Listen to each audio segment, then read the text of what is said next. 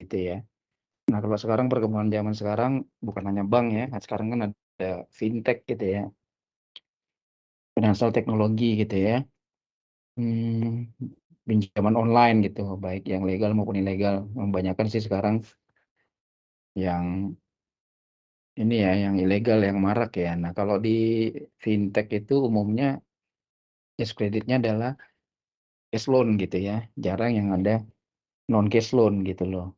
Nah, non cash loan ini terkait produk-produk seperti bank garansi gitu loh. Kalau cash loan ini produk-produk yang sifatnya pinjamannya adalah berupa cash. Nah, kayak seperti fintech itu umumnya cash loan gitu. Nah, selanjutnya kita lihat apa aja sih.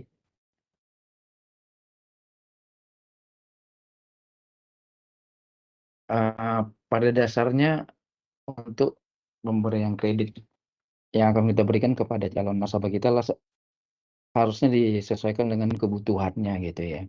Jadi apakah nasabah kita, calon debitur kita ini nanti akan memerlukan kredit apa gitu ya. Apakah yang sifatnya short term atau long term seperti itu.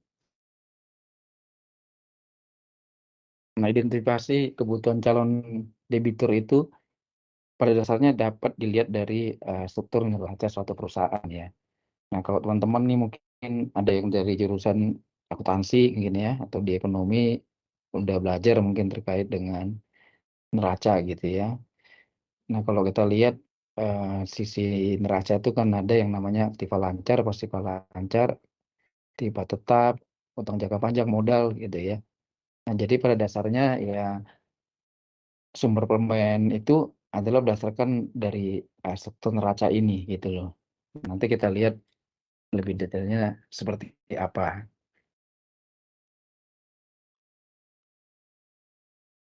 Jadi nanti kita akan apa? Dengan mengerti pola usaha, kita dapat menganalisis memberikan proses kredit apa yang memberikan kepada calon debitur secara tepat gitu ya. Nah, penyusunan struktur kredit sendiri juga harus sesuai dengan aktiva yang dibiayain gitu ya. Adanya pengaturan persyaratan yang harus dipenuhi, kemudian pengaturan aliran dana, dan pengaturan pembayaran kewajibannya. Nah, kita masuk ke cash loan. Nanti cash loan ini terbagi pada dua. Pada dasarnya kredit di SME itu terbagi dua ya, kredit modal kerja dan kredit investasi gitu ya. Nah, kita masuk ke sesi yang pertama adalah kredit modal kerja. Kredit modal kerja ini sebenarnya adalah jenis kredit yang mendominasi struktur kredit di perbankan, uh, baik di Bank Mandiri maupun secara nasional perbankan pada umumnya seperti itu. Nah, kalau kita lihat dari uh, sisi neraca, di aktiva lancar itu terdiri dari kas, piutang, dan persediaan. Nah, di sisi pasifa lancarnya ada utang dagang dan jangka pendek. Nah, kalau kredit modal kerja, sisi inilah nanti yang akan uh, kita apa namanya kita pelajarin bahwasannya pembiayaan modal kerja itu adalah untuk membiayain sisi uh, piutang persediaan gitu ya, piutang dan persediaan. Jadi modal kerja itu fasilitas kredit memberikan untuk membiayai komponen aktiva lancar atau untuk menggantikan hutang yang telah digunakan untuk membiayai aktiva lancar. Aktiva lancar di sini spesifiknya adalah dan persediaan karena komponen-komponen inilah yang akan mempengaruhi gitu ya. Yang kalau dari sisi pasif lancarnya adalah hutang dagangnya sendiri. Jadi kalau secara definisi modal kerja itu adalah proses kredit yang diberikan untuk membiayai modal kerja perusahaan yang habis dalam satu siklus usaha. Nah, kemudian dapat diperpanjang sesuai kebutuhan dan atau kebutuhan kerja khusus seperti untuk pembiayaan inventory, piutang, proyek atau kebutuhan khusus lainnya. Nah, terkait sifat kreditnya sendiri, di kredit modal kerja itu ada dua, yaitu ada yang namanya revolving dan non-revolving. Untuk revolving itulah penarikan kreditnya dapat dilakukan kapan saja dengan sesuai dengan kebutuhan bisnisnya gitu ya. Sementara kalau pembayaran bunganya, pembayaran kewajiban itu hanya berupa bunga, sedangkan pokok nanti tagihkan di akhir periode gitu ya. Jadi nggak harus membayar pokoknya sekalian gitu, nanti bisa dibayar di akhir periode. Sedangkan untuk non-revolving, penarikan seluruhnya di depan, pembayaran bunga dan pokok sekaligus gitu ya. Jadi ada kelangsuran. Kalau mungkin teman-teman terbiasa di ada fintech atau pay later gitu ya, modelnya ya seperti ini deh. Non-revolving langsung ya, pokok sama bunganya langsung di iniin.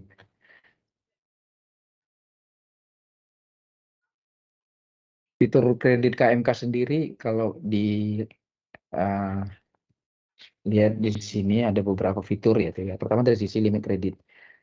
Nah, kalau di SME itu sendiri limit kreditnya adalah dari 200 juta sampai dengan 25 miliar. Inilah untuk apa? Limit yang kita sediakan untuk segmen SME gitu. Nah, kalau untuk di bawah 200 juta itu masuk kepada segmen mikro gitu ya.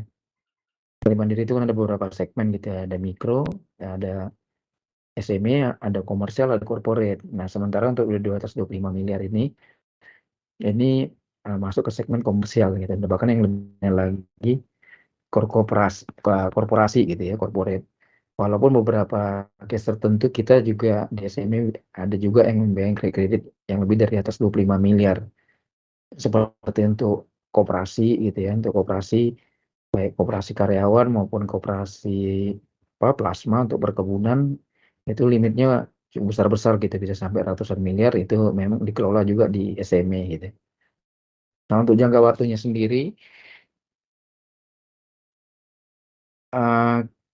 kredit modal kerja atau KMK ini termasuk kredit yang jangka pendek dan menengah gitu ya.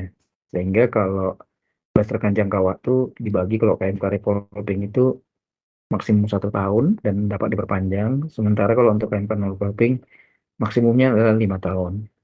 Untuk valuta kredit sendiri dapat salurkan dalam mata uang rupiah dan valuta asing gitu ya. Sementara suku bunga dan provisi kredit diberikan sesuai dengan counter rate di SME ya, atau sesuai dengan benefit prima atau dapat diajukan rate khusus ya sesuai dengan kebutuhannya. Jadi kalau di Bank Mandiri itu suku bunga itu ada yang sifatnya counter, ada juga yang khusus gitu ya, yang perlakuannya beda gitu. Nah ya, itu nanti berdasarkan hitung-hitungan berapa dapat bunga spesialnya seperti itu. Nah untuk agunan KMK, agunan itu sebenarnya ada dua ya, agunan utama dan agunan tambahan gitu ya. Nah, agunan utamanya sendiri adalah seperti yang dijelaskan tadi di struktur neraca tadi, karena kita adalah membayar persediaan atau inventory dan piutang, maka agunan utamanya adalah persediaan atau piutang itu sendiri minimal 100% dari limit kreditnya. Kemudian kalau agunan tambahannya itu dapat berupa tanah atau tanah dan bangunan gitu ya, minimal 100% dari limit kreditnya gitu.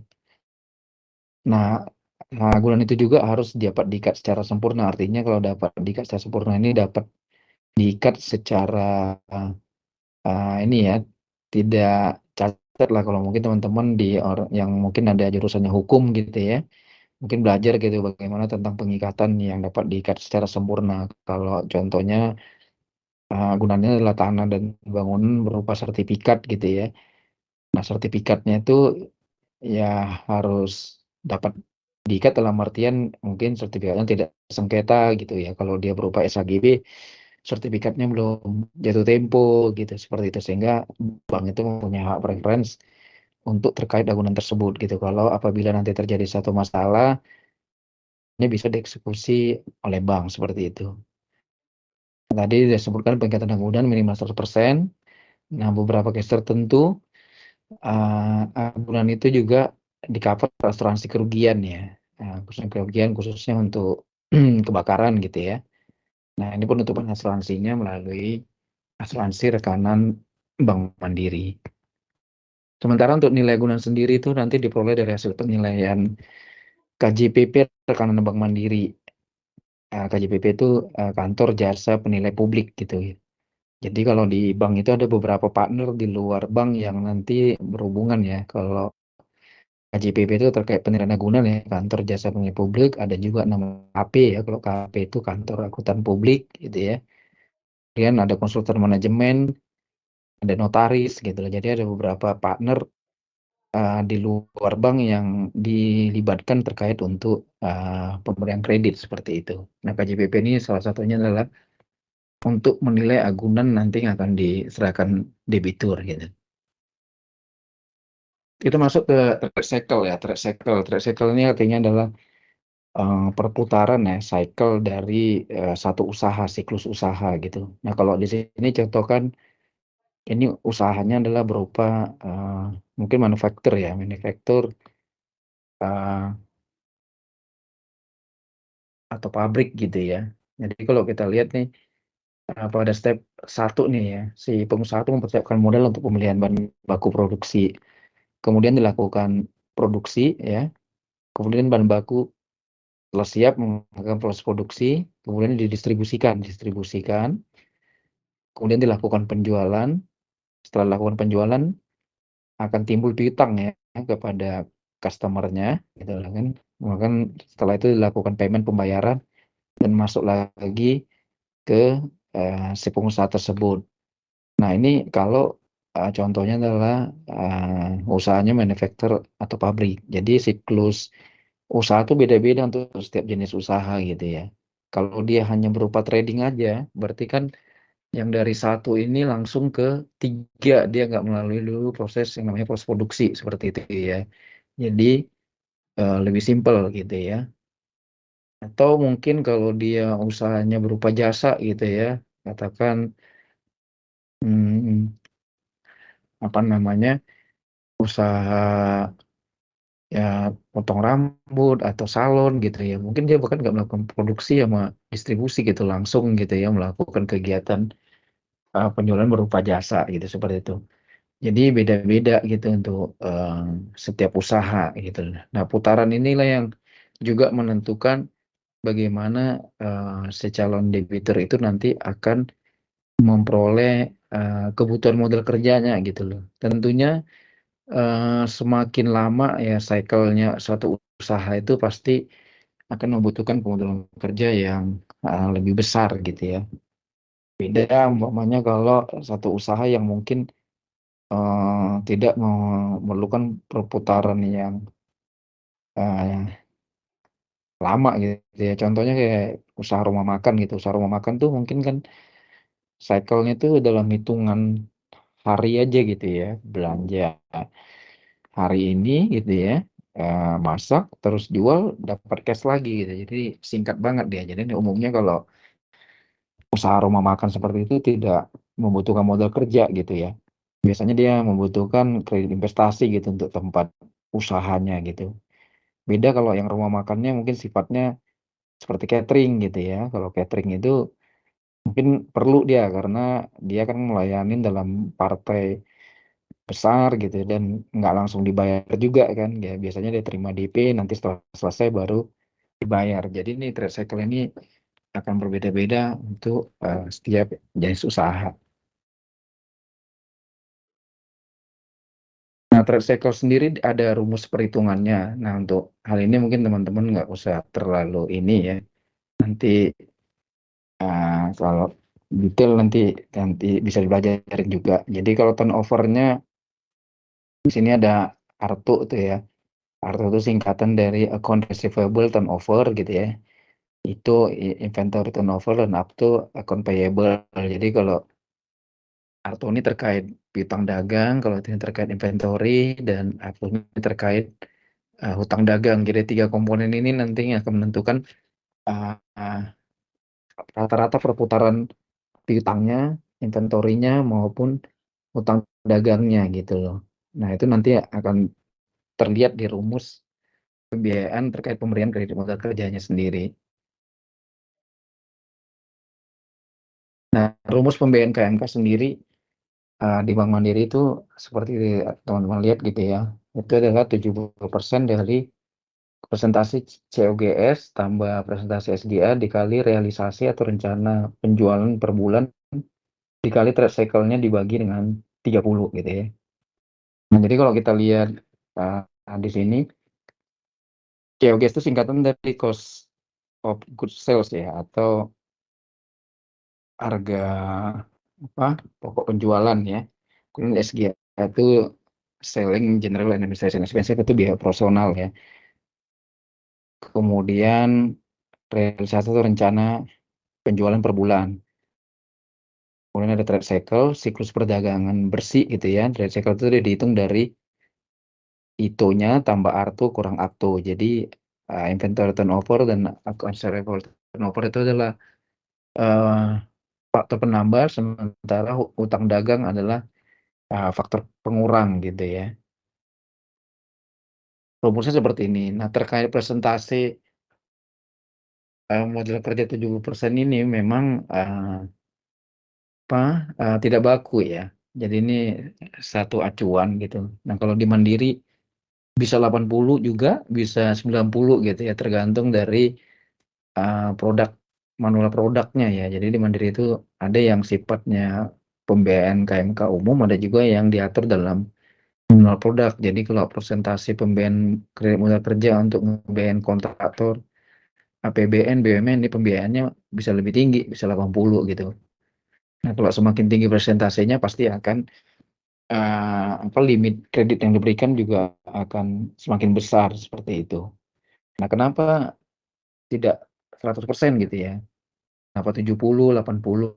Nah, itu sebagai prinsip bank ya. Jadi tidak seluruh kebutuhan modal kerja itu dibiayain oleh bank gitu ya. Jadi ada share dari si calon debiturnya. Kalau di sini kalau pembiayaannya 70%, nah maka share-nya si calon debitur sendiri adalah 30% seperti itu.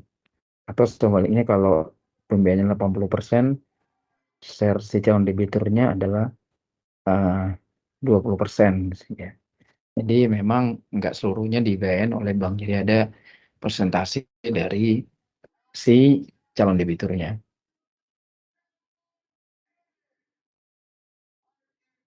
Nah, ini teman-teman ada bahwa contoh ya, nih ada case tadi nih. Ini Bapak Apul, pengusaha bahan bangunan. Nah, ini dia ingin mengajukan proses kredit Bank Mandiri. Nah, setelah RM, OTS itu artinya on the spot. RM ini relationship manager ya, yang mengelola kredit di bank. Ada angka-angkanya nih, seperti ini. Penjualan per bulannya 1.150.000. Showcase-nya tadi 90%. Dan ini persentase SGA-nya 1,15 gitu ya. Net trade cycle-nya 60 hari. Nah, kalau permohonan versus KMK-nya 1 miliar dapat disetujuin nggak kira-kira ya? Coba teman-teman ini dulu ya, dicatat ininya, nanti coba dihitung ya. Dihitung terus nanti kira-kira hasilnya dapat berapa kira-kira gitu ya.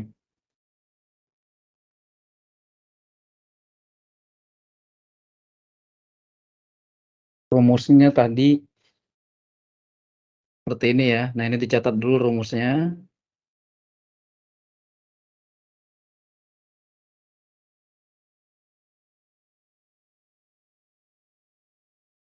Udah dicatat ya, teman-teman ya.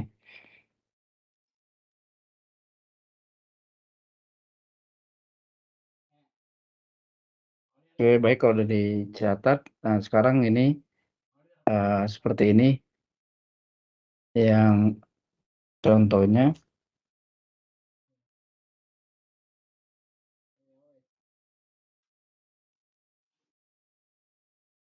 Ada yang bisa jawab kira-kira gimana untuk permohonan itu bisa disetujui dengan data tersebut di atas tadi? Dapatnya berapa gitu? Mungkin ada yang bisa bantu?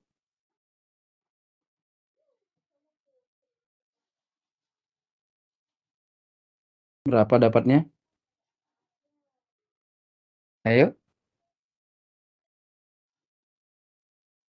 Saya mau coba jawab, Pak.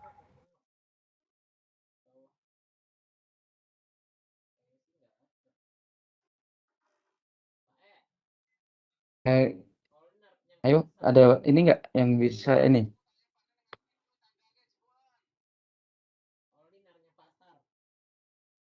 Saya mau coba jawab, Pak.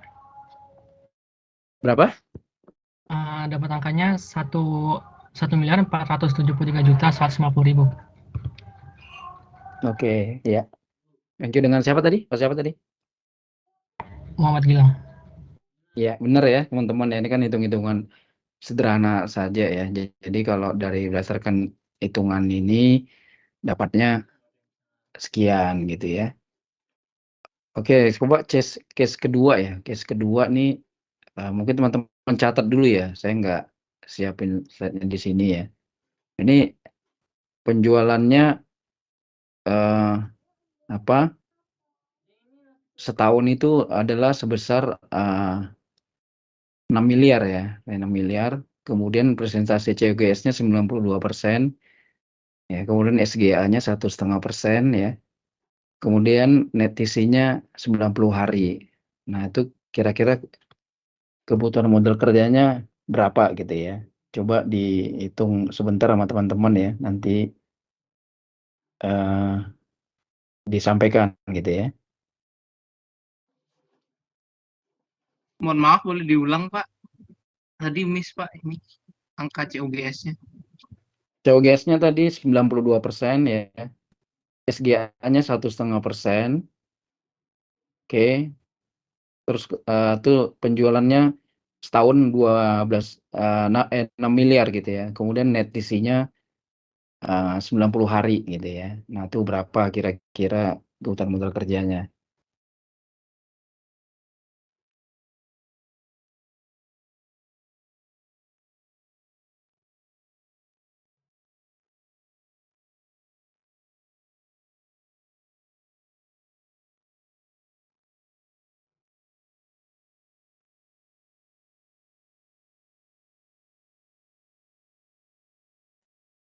Izin bantu jawab, Pak. Silakan. 11 miliar, Pak. Salah, 11 miliar. 11,765 miliar. Oh, salah, salah. Kejauhan. Coba yang lain, Anda bisa nggak yang lain?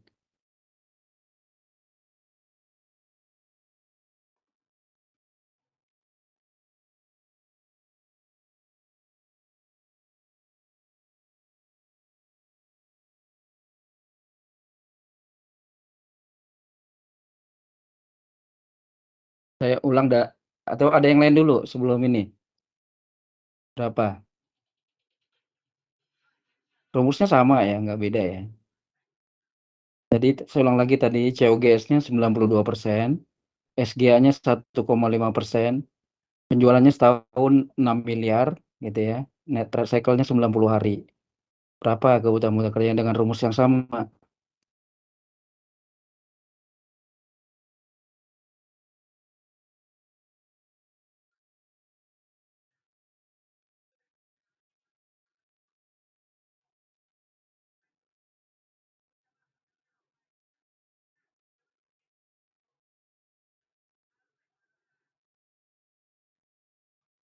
Ayo, ada? Ini nggak rumit kan, ini cuma hitung-hitungan ini aja. Pakai kalkulator.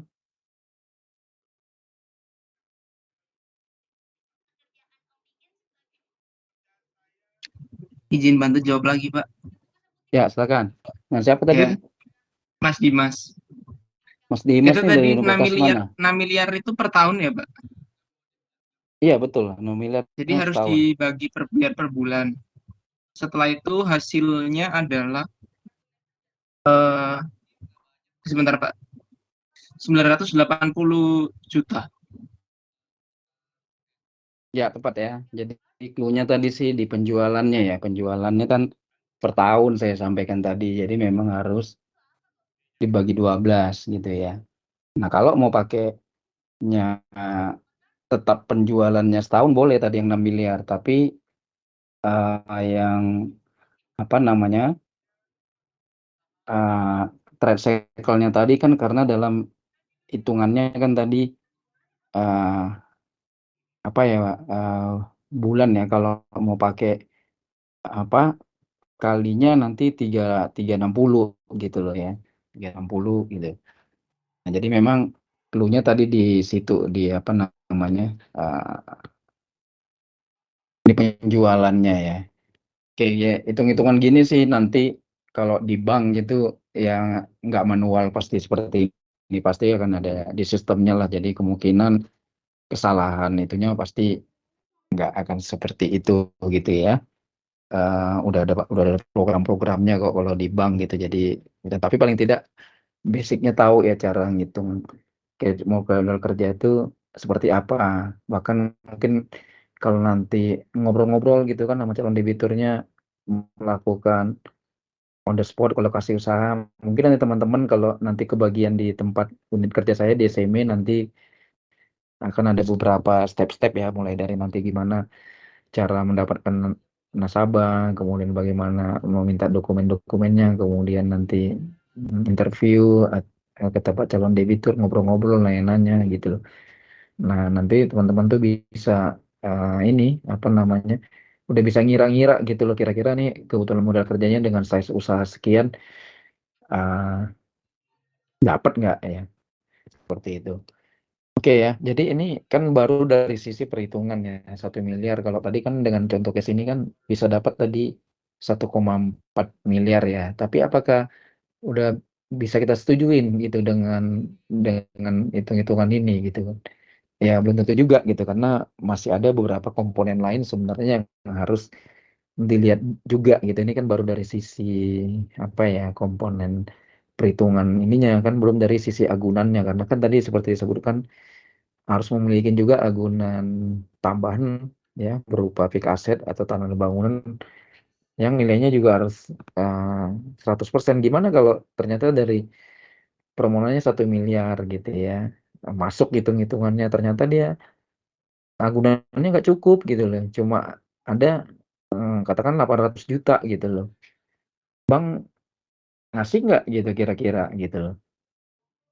Jadi dari yang ada dua ini nih, hitungannya masuk gitu tapi agunannya nggak cukup gitu loh. Kira-kira bang ngasih yang mana, yang paling tinggi atau yang paling rendah gitu loh. Kalau teman-teman sebagai banker gitu ya, kira-kira teman ngasih gimana kalau dia punya perhitungan masuk gitu agunannya cuma 800 juta gitu, ngasih sebesar 1 miliarnya atau ngasih sebesar 800 jutanya? Teman-teman boleh berpendapat ya, silakan ya, biar nggak bosan.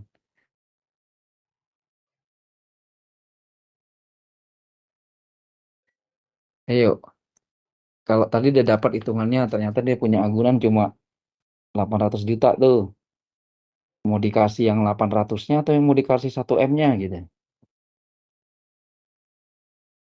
Ada yang bisa bantu ini, kasih komentar?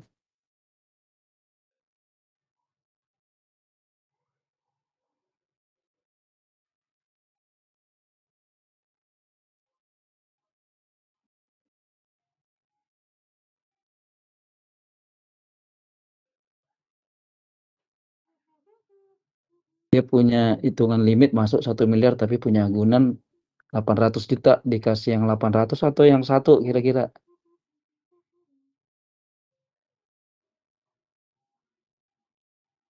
800 Pak. 800. Apa itu kira-kira reasonnya kenapa 800? Faktor resiko sih Pak, mungkin karena kan agunan itu sebagai second way out gitu. Misalnya dia nggak bisa bayar, maka agunannya akan nge-cover nilai kredit yang disalurkan ke dia gitu. Jadi pada nantinya kan agunannya dijual dan bisa mengcover seluruh kredit yang diajukan ke dia. Kalau misalnya agunannya nilainya kurang, maka di kemudian hari akan terjadi potensi kerugian gitu untuk bank. Oke, bagus. Makasih Mas siapa nih tadi. Ya, betul ya teman-teman ya. Jadi kita kalau dari sisi bank kan selalu harus melihat resiko ya, karena uang yang kita berikan kepada calon debitur itu kan uang masyarakat juga gitu ya, sehingga kan ada potensi resiko atau kerugian kalau suatu saat calon debitur tersebut tidak bisa memulai kreditnya, kita memiliki agunan paling tidak untuk ngelangin kerugian yang akan timbul gitu. Walaupun pada kenyataannya ada juga beberapa jenis kredit yang nggak harus melulu agunan itu harus 1:1 karena tapi itu memang melalui program-program yang ditetapkan pemerintah ya seperti KUR gitu contohnya kredit usaha rakyat itu kan tidak agunannya harus tidak 1:1 gitu loh. Yang sampai dengan 500 juta mungkin agunannya bisa cukup hanya 20% gitu loh. Nah, sisanya itu agunan itu ditanggung oleh namanya asuransi penjaminan gitu loh. Nah, biaya premi asuransi penjaminnya itu ditanggung oleh pemerintah. Nah, itu biasanya diberikan. Bahkan untuk lebih ekstrimnya beberapa case debitur-debitur yang bahkan skalanya komersial atau corporate, agunan fixed asetnya mungkin bahkan nggak sampai 100%, mungkin hanya 40, 30 gitu ya. Nah, itu uh, juga ada gitu. Jadi tergantung ininya gitu ya. Apa namanya? uh, segmen yang membiayain juga gitu loh. Kalau kayak di Mandiri tuh kalau besar-besar gitu kan agunannya malah mungkin nggak sebesar itu, yang dilihat malah justru hanya prospek usaha dan memang nama baik dan nama besar si calon debitur itu sendiri seperti itu. Jadi memang beda-beda ininya gitu lakukannya. Tapi untuk DSM memang pada umumnya adalah agunan kita itu adalah uh, 1:1. Ada juga beberapa yang memang tidak 1:1 seperti itu. Oke ya teman-teman, kita udah masuk tadi terkait perhitungan kredit. Kita coba lihat lagi apa sih sebenarnya critical point untuk produk kredit modal kerja. Jadi kalau critical point-nya di kredit modal kerja ini adalah coverage, kas, piutang dan persediaan. Nah, dikurangi utang dagang itu coverage-nya itu harus di atas 100% gitu ya. Jadi kalau kita membiayain tadi modal kerja karena rumusnya 70% tadi, 70% itu kalau 100 bagi 70 kan 143% ya. Kalau pembiayaannya 80% berarti 100 bagi 80 105%. Jadi coverage-nya itu harus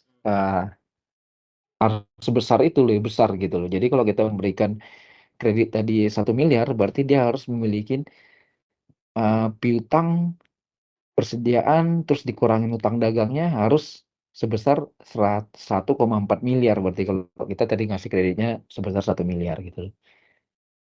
Jadi tidak boleh kurang. Kalau kurang dari situ berarti ada sesuatu yang salah gitu pada saat kita pemberian kreditnya atau pada saat monitoringnya. Jadi ada sesuatu posisi yang pincang gitu ya. Artinya bank udah ngasih kredit 1 miliar tapi posisi piutang, persediaan, dan utang dagang itu kurang malah dari 1 miliar gitu. Berarti ada yang salah di situ. Nah, disitulah kadang-kadang bisa terjadi yang namanya side streaming gitu ya, kredit yang harusnya diberikan untuk tujuan membiayai piutang, persediaan dipakai buat ke tempat yang lain gitu, sehingga tidak tercermin itu tadi yang persediaan sama utang. Nah, ini bisa merupakan juga langkah apa ciri-ciri awal bahwasannya akan nanti kreditnya bisa jadi bermasalah gitu. Jadi kalau sebagai pengelola kredit di bank gitu ya, relationship manager itu harus selalu paling tidak memonitor minimal per triwulan atau semesteran bagaimana coverage-nya gitu ya. Kemudian juga kewajaran terkait trade cycle, HPP, SGA dan penjualan gitu. Seperti saya jelaskan di awal sebelumnya, kewajaran trade cycle itu juga harus dilihat gitu ya. Jangan sampai kita membuat hitungan trade cycle usaha yang perputarannya sebenarnya cepat gitu, kita buat lama gitu ya. Seperti tadi contohnya kayak usaha makan atau penjualan barang-barang yang cepat laku gitu ya. Biasanya kebutuhan barang pokok tuh biasanya tercycle-nya nggak lama gitu ya. Ya rata-rata 1 bulan paling lama lah gitu ya. Kita buat tercycle-nya jadi 90 hari, mungkin 180 hari gitu ya. Nah, demikian juga HPP, harga pokok penjualan kewajaran juga harus dilihat. Biasanya usaha-usaha yang memberikan putarannya cepat, marginnya biasanya nggak besar gitu ya. Kayak jual barang kebutuhan pokok tuh kan HPP-nya pasti beda dengan jual uh, pokok pakaian atau dengan bahan bangunan gitu. Pasti HPP-nya yang jual kebutuhan pokok tuh lebih tinggi ya, jadi sehingga marginnya itu lebih kecil lah, lebih tipis gitu ya dibanding dengan toko bahan bangunan atau toko pakaian gitu ya. Demikian juga dengan SGA gitu ya.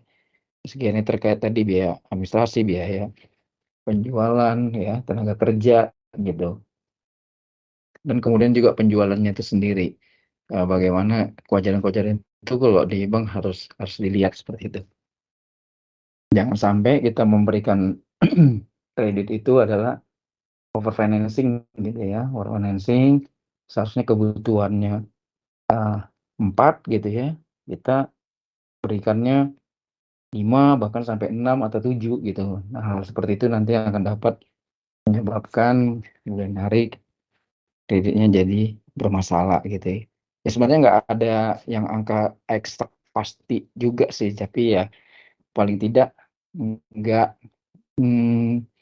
jauh atau inilah ya, kewajarannya itu nggak terlalu ekstrem seperti itu. Nah sekarang kita coba masuk ke KMK, kredit modal kerja juga, tapi jenisnya transaksional ya. Kalau tadi kita bicara di awal tadi itu lebih kepada kredit modal kerja secara umum gitu ya. Nah ini ada yang namanya kredit modal kerja transaksional. Jadi kalau kredit modal kerja transaksional itu adalah berdasarkan proyek ya, kontrak atau baik yang akan diterima oleh bohir gitu ya, diterima oleh bohir. Kemudian penegakan kredit dilakukan atas dasar underlying. Underlying-nya dapat berupa kontrak, PO, dan telah dikonfirmasi. Kemudian penegakan kredit dikontrol dengan membuatkan kartu obligo per kontrak. KMK transaksional umumnya diberikan kepada debitur kontraktor karena penarikannya dilakukan atas dasar kontrak sehingga sering juga disebut KMK kontraktor. Nah, kalau perhitungan nasional ini agak beda tadi dengan seperti KMK yang di depan tadi ya. Kalau tadi dia rumusnya 70% kali presentasi COGS plus SGA ya, kemudian dikali rencana penjualan dibagi dengan kali ya. Kalau ini ada 3 ya, ada 3 jenis untuk perhitungan KMK operasional. Yang pertama itu plafon yang akan diberikan untuk kontrak-kontrak kecil tapi banyak gitu ya. Umumnya nih untuk usaha-usaha yang supplier lah ya, supplier. Contohnya mungkin supplier alat-alat cetak gitu ya, atau maintenance yang ke gedung-gedung atau ke rumah sakit seperti itu. Nah ini jadi di sini clue-nya adalah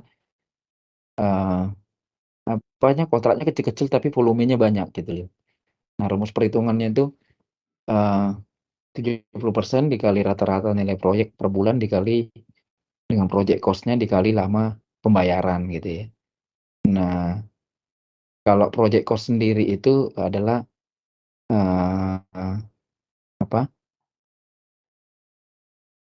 nilai kontrak atau PO-nya dikurang perkiraan laba dikurangin perkiraan pajak. Jadi boleh dikatakan project cost itu semacam seperti HPP-nya lah kalau boleh dikatakan. Jadi kita nggak di KMK transaksional ini kita nggak menghitung laba dan pajak. Jadi nilai laba dan pajak itu kita keluarkan dari rumus pembiayaan seperti itu. Nah, kemudian yang kedua ini atas dasar pembayaran termin gitu ya. Jadi kalau pembayaran termin, dia rumusnya 70% kali T% gitu ya, dikali nilai NK itu saya nilai kontrak ya, PL itu perkiraan laba, PP itu perkiraan pajak. Nah, ini kalau diartikan ini sama dengan project cost gitu sebenarnya. Nah, dikurangi dengan UM. UM itu adalah uang muka, kemudian dikurangin LC atau SKBDN. Jadi ini kalau LC SKBDN digunakan apabila proyek menggunakan barang yang menggunakan LC atau SKBDN kalau tidak menggunakan nggak dimasukin seperti itu gitu. Nah, bedanya kalau dengan satu dengan nomor 2 ini gitu ya. Biasanya ini adalah apa ya? Calon debitur yang dapat kontrak yang untuk proyek-proyek yang bisa berupa pengadaan barang gitu ya, yang nilainya cukup lumayan gitu ya, tapi frekuensinya nggak setinggi yang seperti nomor 1 tadi. Atau calon debitur yang berusaha di bidang kontraktor untuk yang sifatnya pembangunan ya, konstruksi gitu ya, bangun gedung, bangun jalan gitu. Nah, karena dia ada progres, ada terminnya seperti itu. Jadi yang membedakan 1, 2 ini lebih kepada kalau tadi 1 itu kontraknya kecil-kecil tapi banyak dan rutin gitu ya. Biasanya dengan menerbitkan PO gitu ya. Nah, kalau kemudian termin ini umumnya frekuensinya nggak tinggi, nggak banyak, tapi nilainya relatif lebih besar gitu. Nah, kemudian ketiga atas dasar turnkey ya. Turnkey itu artinya rumusnya sama dengan yang nomor 2 ini sebenarnya gitu ya. Cuma sini pembedanya adalah tidak ada type persen gitu loh. Type persen ini termin ya pada saat dia termin pertama yang harus dia terima pada saat dia telah melakukan progres berapa persen seperti itu. Nah, kalau dasar turnkey ini tidak ada gitu. Jadi artinya di belakangnya dibayarnya belakangan gitu loh. Jadi dia kalau calon debitur tuh dapat proyek pengadaan katakanlah pengadaan seragam gitu ya, seragam TNI atau Polri gitu. Nah, nilai kontraknya katakan 10 miliar gitu ya. Nah, di kontrak itu dibayarnya nanti setelah barang dikirim ke si bohirnya katakanlah 6 bulan gitu ya, target itunya. Jadi dia selama 6 bulan itu tidak memperoleh ini apa namanya progres itu dari si bohirnya gitu loh. Jadi boleh dikatakan apa untuk ketiga jenis pola perhitungan KM kontrak seasonal ini kalau kita lihat gitu adalah pola yang ketiga ini yang akan lebih memberatkan debitur sehingga nanti porsi kebutuhan modal kerjanya tentunya pasti akan lebih besar pada saat pola turnkey gitu loh. Karena kalau dari sisi yang dapat 10% ini apalagi dapat uang muka gitu ya, dia cukup terbantu dari si pemberi kerja gitu loh. Karena pada saat dia melakukan progres sekian, dia udah bisa nagih gitu. Apalagi ditambah juga dengan adanya pemberian uang muka gitu. Tapi kalau yang turnkey ini mungkin dia hanya dapat uang muka, mungkin ada juga yang dapat nggak uang muka, tapi hanya komponen uang muka yang membantu dia untuk bisa mengerjakan proyek gitu. Selebihnya dia harus menggunakan dana sendiri atau dana dengan bank gitu seperti itu. Jadi yang untuk seperti ini biasanya kalau dari hitung-hitungan ini limit kredit yang akan diperoleh akan lebih besar gitu. Jadi kalau kita bikin rumus pembiayaan mungkin antara nomor 2 dengan nomor 3 gitu ya dengan nilai kontrak yang sama gitu ya, dengan nilai kontrak yang sama tapi yang satu pakai poin 2, yang satu pakai poin 3. Perhitungan limit kredit atas dasar turnkey ini akan lebih besar seperti itu.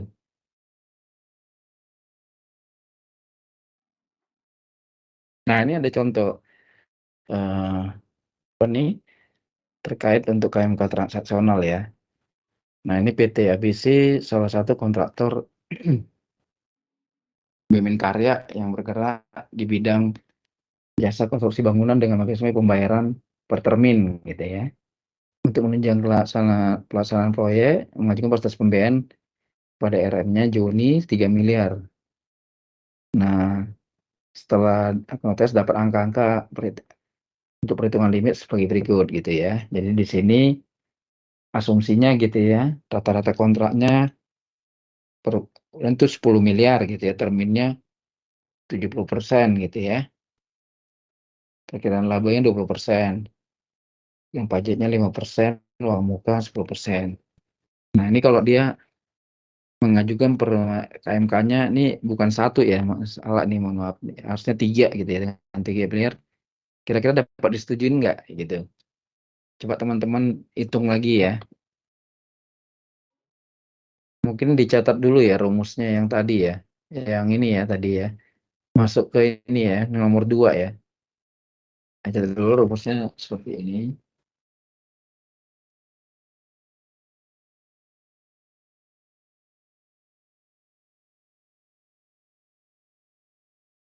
Oke ya, udah dicatat. Nah, case-nya seperti ini. Nah, coba teman-teman dihitung ya, dihitung dulu ya, berapa kira-kira.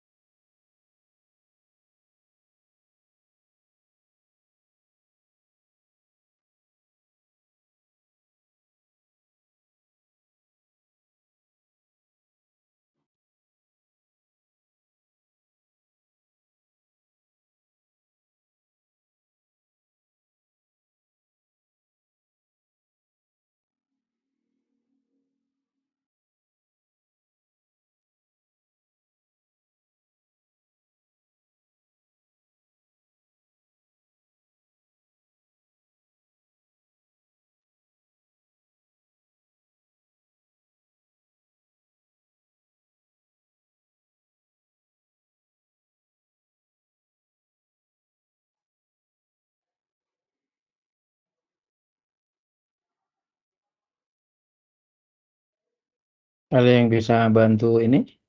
Jawab berapa hitungannya? Saya mau coba, Pak. Silakan.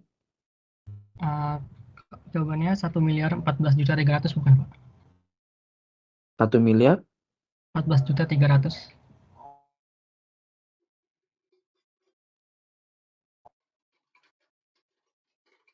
belum tepat ya. Kenapa hitungannya dari mana?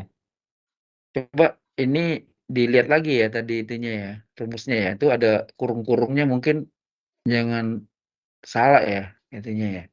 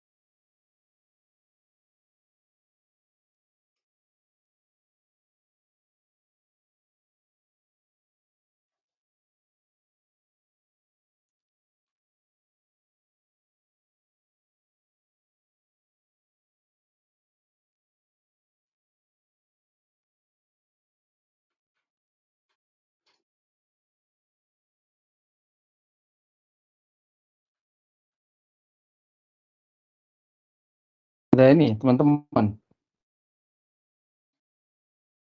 Coba sama-sama aja ya kita ya. Itu kan tadi rumusnya 70% dikali 70% dikali dengan nilai kontrak dikurangin dengan apa namanya perkiraan pajak sama perkiraan laba gitu ya, dikurang dengan uang muka gitu ya. Nah, kalau kita lihat kan sini tadi berarti kan nilai kontraknya kan 10 miliar ya, 10 miliar. Nah, berarti apa project apa project yang diaksep tadi kan berarti 10M dikurang gitu ya, dikurang dengan 20% kali nilai kontrak gitu, 2 miliar berarti ya.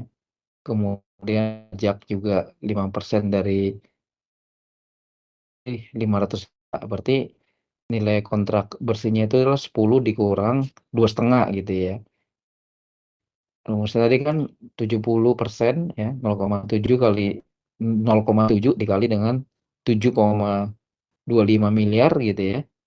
Baru dikurangin dengan uang muka. Uang mukanya kan 10% ya dari nilai kontrak, berarti kan sebesar 1 miliar. Berarti kan 0,49 kali 7,25 dikurang 1 miliar ya. Seperti itu ya kira-kira. Berapa tuh hitungannya teman-teman dapat?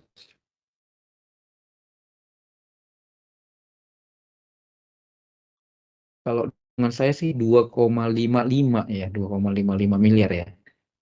Seperti itu. Jadi ini kan harus seperti yang rumus ini di atas tadi kan harus ini ya dikurangin ya. Ininya uang mukanya ini kan dalam kurungnya di sini ya. Jadi ngurang ke ini dulu dihitung baru kurangin uang mukanya gitu ya.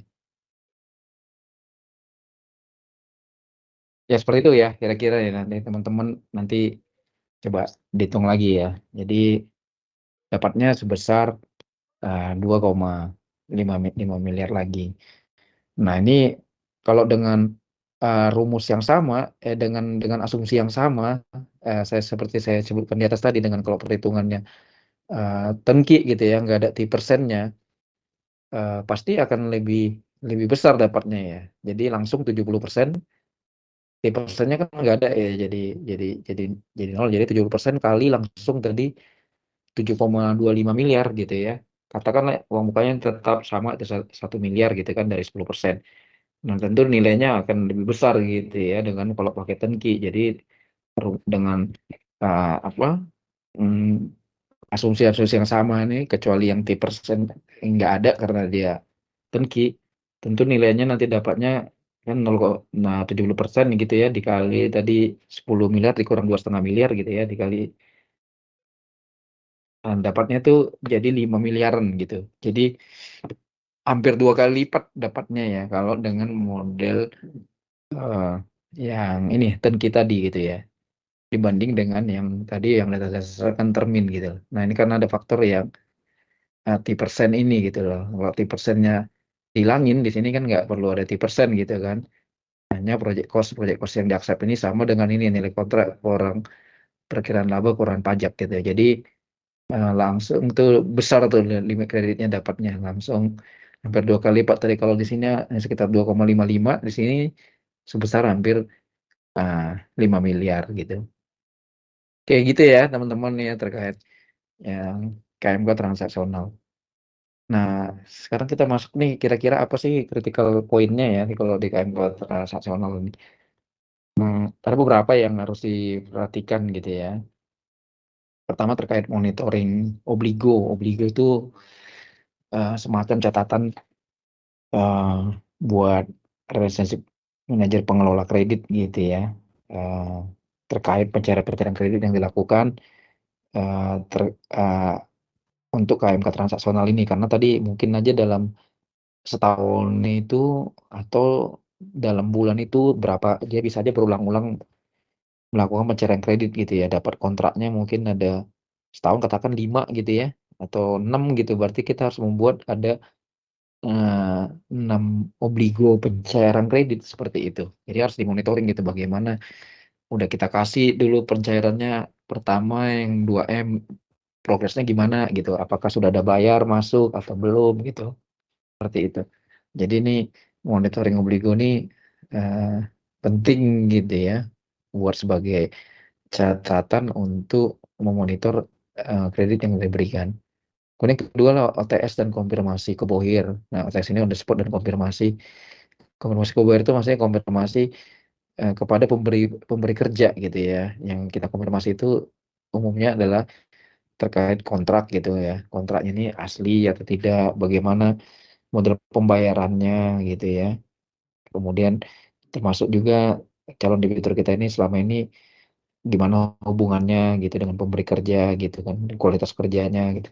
Dan ada beberapa hal. Nah, ini biasanya ada formatnya ya. Kemudian progress report gitu, progress report dan syarat penarikan gitu ya. Di dalam biasanya di surat pemberian kredit kepada debitur ada beberapa syarat-syarat yang kita cantumkan. Nah, itu juga harus kita perhatikan apakah dipenuhin atau tidak gitu ya. Nah, kemudian monitoring coverage antara proyek dan bagi debat. Sebenarnya nih obligo tadi itu merupakan bagian dari monitoring juga gitu ya. Nah, poin-poin coverage ini ada di dalam monitoring obligo ini. Kewajaran limit kredit ya, kewajaran limit kreditnya sama dengan halnya tadi waktu pemberian KMK revolving juga harus kita melihat kewajaran limit kreditnya. Nah, kemudian terkadang penyaluran pembayaran ke rekening escrow. Nah, ini agak beda ya sedikit ya. Di sini ada kata-kata rekening escrow. Rekening escrow itu rekening penampungan ya. Jadi rekening yang dibentuk oleh bank gitu ya. Dan dikontrol oleh bank gitu. Artinya rekening ini nggak bisa dimanfaatkan nasabah tanpa persetujuan dari bank. Nah, karena kita tadi memberikan kredit transaksionalnya atas dasar underlying kontrak gitu lah. Nah, makanya di dalam kontrak itu kita syaratkan sama dia untuk menunjuk rekening bank gitu ya. Nah, rekening bank yang kita tunjuk adalah rekening escrow ini gitu loh. Tujuannya apa? Supaya pada saat duitnya masuk ya dari si Bohir itu uh, apa kredit yang kita berikan tadi diturunkan dulu gitu limitnya pakai debatnya gitu ya. Jadi nanti setelah diturunkan sesuai dengan porsinya baru sisanya akan kita uh, transfer ke rekening lain ya, ke rekening operasionalnya dia. Jadi ini perlunya ada rekening escrow di sini seperti itu. Oke teman-teman, ini mungkin udah selesai ya untuk yang apa terkait kredit KMK gitu ya. Sebelum masuk ke kredit investasi, mungkin teman-teman ada yang mau didiskusikan atau mau ditanyakan, silakan ya. Sebelum kita masuk, Pak izin bertanya Pak. ya silakan. Iya, dari Dimas dari Universitas Brawijaya Pak. Saya mau nanya Pak, tadi kan eh, salah satu perhitungan apa namanya tadi cycle bisnis tadi itu kan Ya, menghitung perputaran piutang Pak. Nah kan betul. perputaran piutang itu kan seberapa lama piutang itu jadi uang gitu kan Pak maksudnya.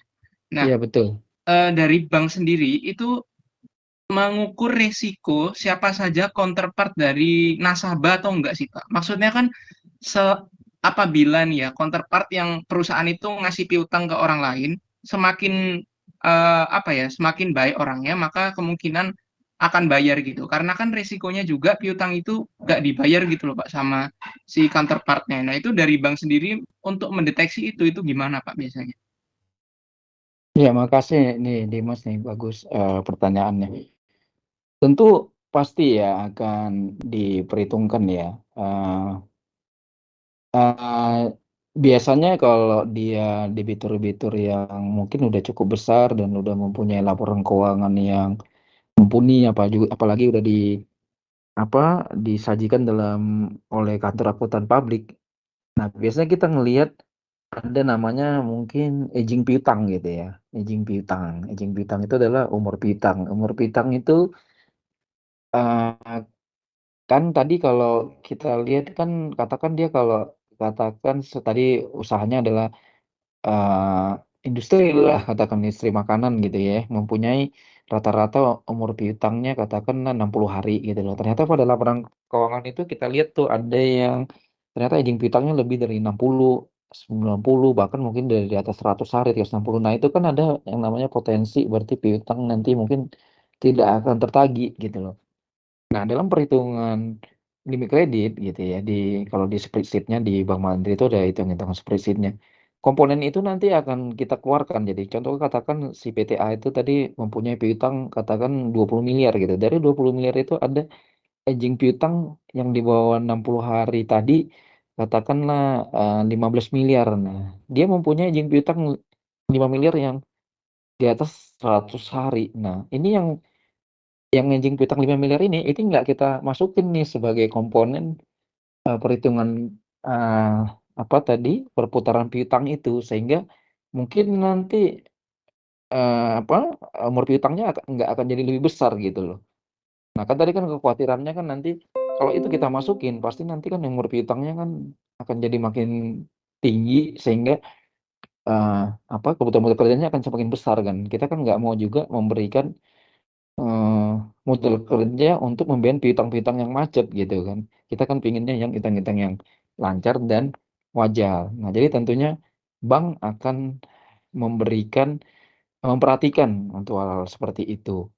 Nah, cuma kan yang sulit itu adalah pada saat kalau debitur-debitur yang ya kecil-kecil ya, mungkin yang size-nya belum belum besar, belum mempunyai laporan keuangan yang terlalu bagus dan mungkin nggak disajikan. Nah, mungkin yang nge-provide laporan keuangannya sendiri mungkin ya orang banknya juga dibantu gitu. Nah, dan itu kan melalui proses interview, wawancara, nanya-nanya gitu ya, piutangnya kemana aja gitu, lihat nomor piutangnya berapa. Biasanya mereka nggak punya catatan yang ini juga. Nah, itu yang kadang-kadang bisa jadi kita ada miss di situ gitu loh. Tapi paling tidak ya kita bisa inilah meminimalisir gitu loh. Nah, tapi kalau untuk terkait tadi yang besar-besar tadi salah satunya bisa kita lihat di situ. Kemudian yang kedua juga ya bisa kita lihat dari sisi kalau dia katakan usaha yang mungkin berpartner dengan pihak lain. Kita punya produk yang namanya katakan produk kayak KMK kontraktor untuk APBN BUMN. Nah, jadi kita kalau di Bank Mandiri lebih prefer tuh ngasih kredit kepada kontraktor yang berhubungan dengan BUMN-BUMN ternama gitu ya, atau dengan perusahaan-perusahaan yang swasta yang well known lah gitu ya, seperti Astra gitu ya, grupnya Sinarmas seperti itu, atau pada kementerian gitu ya, yang lewat APBN gitu, yang mungkin pasti akan ada kepastian pembayaran gitu ya, dan piutangnya juga mungkin nggak dibayar karena udah dianggarkan seperti itu. Kalau ke APBD kita berani masuk nggak? Nah, untuk sementara kita ke APBD malah belum masuk gitu ya, karena di APBD itu yang dananya dikelola daerah tuh biasanya agak ini juga tuh suka ada masalah terkait untuk pembayarannya, karena dananya tuh dikelola oleh daerah. Biasa kepala daerah tuh agak susah dikontrol gitu ya, dananya bisa diputar-putar dulu seperti itu. Makanya kalau Bank Mandiri itu untuk pembiayaan kepada APBD itu belum terlalu banyak lah masuk portofolionya. Nah, kita biasanya banyak masuk yang saya sebutkan tadi kepada kontraktor APBN, BUMN, swasta terpilih, seperti itu. Itu kira-kira Mas. Jadi pada prinsipnya sih bank pasti akan memperhatikan juga mitra kepada calon debitur itu kepada siapa dia berbisnis. Bahkan terkait yang saya sebutkan tadi untuk yang kita pemberian kredit KMK kontraktor yang kepada APBN BUMN itu agunan fixed asetnya malah nggak harus 100% itu malah gitu. Itu cukup bisa paling rendah sampai 20%. Ada tiring-tiringnya gitu ya. Ada tiring-tiringnya, ada yang sampai 20, 50, 80, 100%. Nah, seperti itu. Mungkin seperti itu ini Mas. Mudah-mudahan cukup menjawab ya. Baik Pak, sangat menjawab Pak. Berarti kalau dalam analisanya itu berarti memasukkan kayak benchmark juga gitu ya Pak. Maksudnya dibandingkan sama perusahaan lain dalam industri yang sama, itu siklus bisnisnya sama atau enggak. Nah, dia itu lebih panjang atau lebih kurang gitu kan Pak ya. Ya betul, benchmark pasti ada. Makanya saya sebutkan tadi untuk melihat kewajaran itu kan tentunya berdasarkan benchmark ya. Kalau usaha ini ya benchmarknya kan pasti segini gitu ya. Tentu kita nanti akan nge-judge gitu loh. Walaupun dari secara datanya neracanya dapatnya sekian gitu ya. Bahkan kalau di kita nih kan dalam rangka membuat proses analisa kredit itu kan nanti ada istilahnya apa ya, underwritingnya kita dibantu oleh sistem ya. Kalau di Mandiri ini ada yang namanya NICE, ada New Loss gitu ya.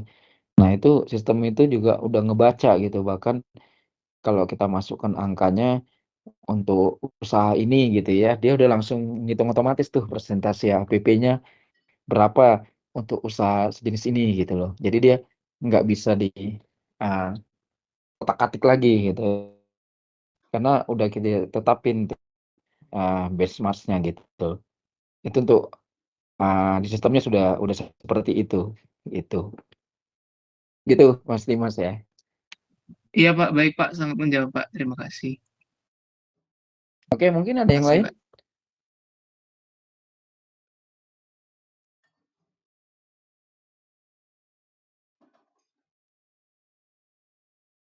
Baik, kalau mungkin belum ada, nanti sambil ini ya, siapa tahu ada yang mau ditanyakan. Sebelum kita masuk ke kredit investasi, kita mungkin bisa break dulu ya, 5 menit ya, nanti kita sambung lagi ya.